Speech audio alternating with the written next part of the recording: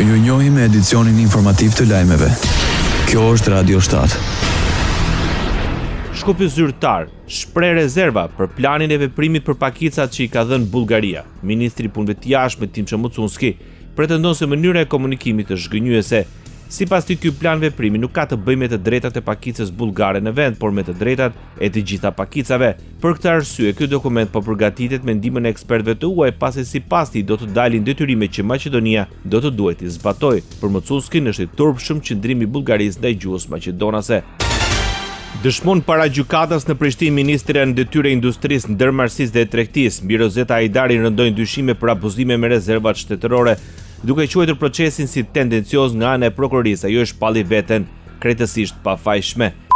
Përkundër që unë ndihem krejtësisht e pafajshme, sepse një proces tendencioz nga Prokuroria Speciale e Kosovës, duke shkelur çdo procedurë ligjore, duke qenë në kundërshtim me ligjin për rezervat shtetërore dhe ligjin për mbrojtjen e informacionit të klasifikuar, ka iniciuar këtë akt akuzë ndaj meje, por më rëndësishme është të theksoj se Hajdari pretendon se kanë vepruar drejt me çështjen e rezervave shtetërore, por shkelje thotë se po bën Prokuroria Speciale.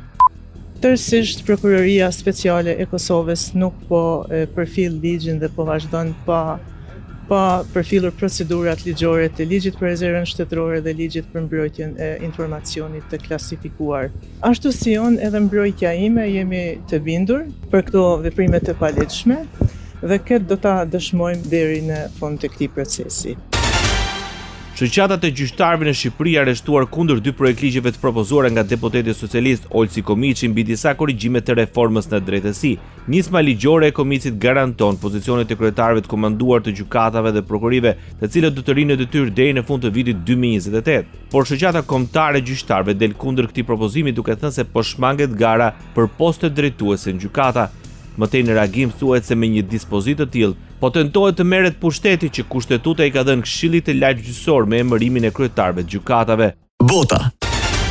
Përshkallëzohet situata në Iran. Numri viktimave nga protestat ka kaluar mbi 2000. Mediat ndërkombëtare raportojnë se Irani do të ekzekutojë protestuesin e parë pas një sër arrestimesh të kryera pas protestave antiqeveritare. Organizatat e drejtave të njerëzit në Iran dhe Unioni Kombëtar për Demokraci thotë 26 vjeçari Erfan Soltani do të ekzekutohet. Sipas burimeve të cituara nga Iran Human Rights, familja e Soltanit është informuar se ai është dënuar me vdekje dhe se ekzekutimi është planifikuar për në 14 janar. Siç raportohet, detajet e çështjes nuk janë konfirmuar në mënyrë të pavarur, pasi vendi është në ndërprerje të gjerë të komunikimeve.